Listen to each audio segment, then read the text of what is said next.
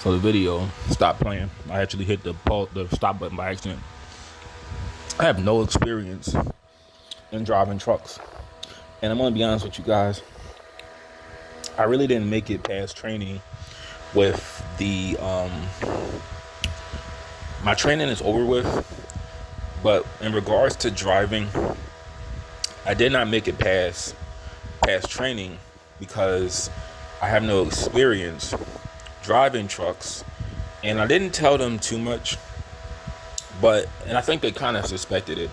But where it was going to be a problem is a few things. So one, I cannot drive at night in areas that I'm unfamiliar with because that's going to happen with the job. The second thing is I get up early. I get up at 3 in the morning, sometimes 4, and I want to be out all day long. And I'm doing a physical job. They don't know my history with seizures, but when I'm up for long periods of time and I'm around wet surfaces like sweat or rain, I'm not able to function. Like my body will, I can't really even talk about it, but if you had my condition, you would know what I'm talking about. But I'm unable to drive if I've been up for 12 plus hours and I'm tired, because I have a higher chance of crashing. So that's that. It's only, so I'm making $4 less, but I rather do something that I know how to do and I'm comfortable versus doing something that I have no experience in. And my feet, like I said, my feet hurt a lot walking up the steps. I get tired, but I'm gonna just gut it out for, hopefully a year till I just get my life more situated. Now, some things I want to talk about. Number one is I'm grateful to be working. I don't want to leave because it's an opportunity for me to get a car. It's an opportunity for me to start a savings, and I'll figure out what I want to do. Preceding that, I'll figure out what I'm going to do next, because I don't want to do this long term, because it's going to really do a lot of wear and tear on my body. Like my back, I threw out my back at least 3 times. I fucked my neck up. My feet always hurt. But I'll do this just till I can get where I want to be. Like the great debater scene, he said, "Dad, we do what we have to do so we can do what we want to do." Another thing about a job, so a few things that is going to be a little bit of a challenge. Number one, I hear a lot of people talking about how their money is never right when they get paid. So as I told you guys in the last video, I get paid $10 if I'm not on the road, just sitting around, and $16 when I am on the road. I don't know if they misinterpret that and they assume that they're getting less when they're not driving or what. But a few people came to me and said that their checks were missing hundreds of dollars. And my response to that was, I can't work for a company that's stealing money from me. So this time, manually, I have to put in my hours, like write them down. But as of probably next week, I have to, put them in like the little touchpad. So that's how I get paid. So I'm always going to document how many hours I work, because I don't want to be dedicating my whole day and I'm not making money that I deserve, because they're taking it. Because I'm not going to work. I'm not going to work for anybody that's stealing money from me. So, and I'll just give you a little hint. This job, I'll just say, it's something I did sort of when I was in Florida. If you remember, when I was in Jacksonville, it's something similar to that. But it's not, I'll just say it's not trash, but it's very similar to trash. But The biggest challenge is not really like a problem because I don't deal with, see, on this channel, I don't deal with negativity. I just ignore it.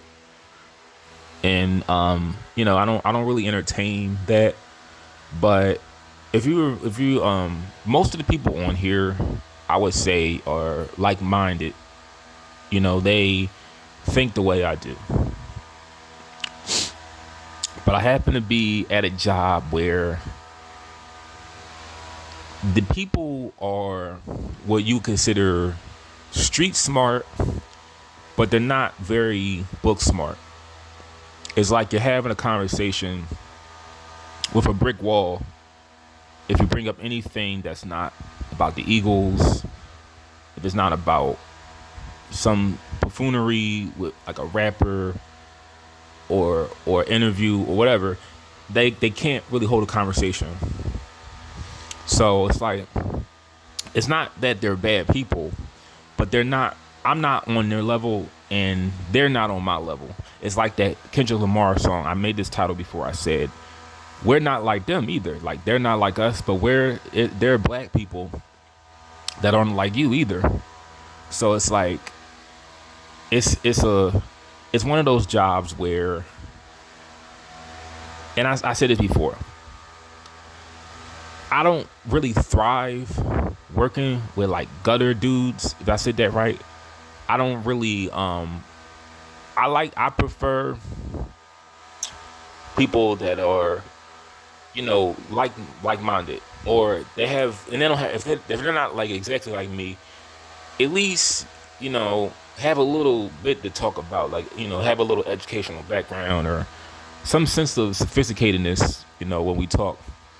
There's about maybe, honestly, 2 people I feel like I have a conversation with, but the rest I don't really relate to. But it's like, but at the end of the day, we're just there to work and do our job. But it's like, I'm not ashamed of this, but I will never understand what it feels like to be, and listen when I say this, I told you guys my view on race and all that stuff, but I will never understand the culture, the non-disabled black culture, like the non-disabled people in the black community.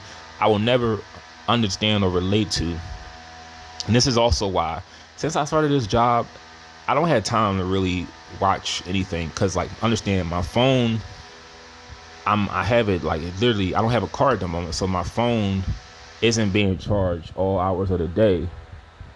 So it's like, I'm not allowed to be on my phone at work. So I do watch things. I do watch people when I'm on my way to work on the bus. But at the same time, I do feel a little tired. So I do try to take a little nap. And I don't want the light from my phone making me tired.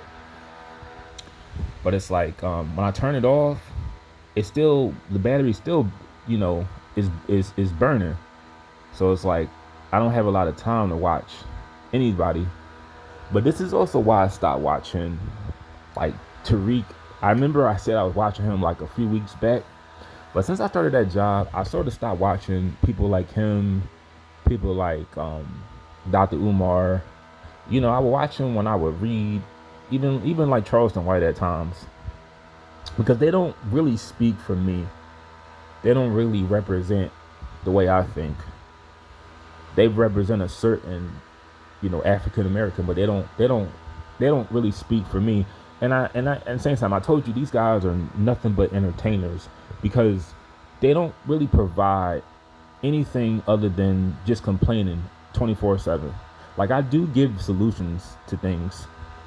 When I'm talking to my disabled people on here, I give you solutions on how to eat better, how to improve areas in your life, how to embrace just being who you are without feeling like you can't make it in the world.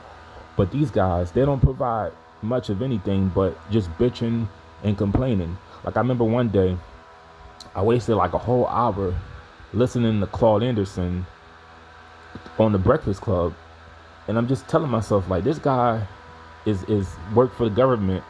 He worked with the presidents of the United States, and he can't really provide anything but white man this, white man that, white supremacy this, white supremacy that. It's like hearing a fucking woman just talk and complain.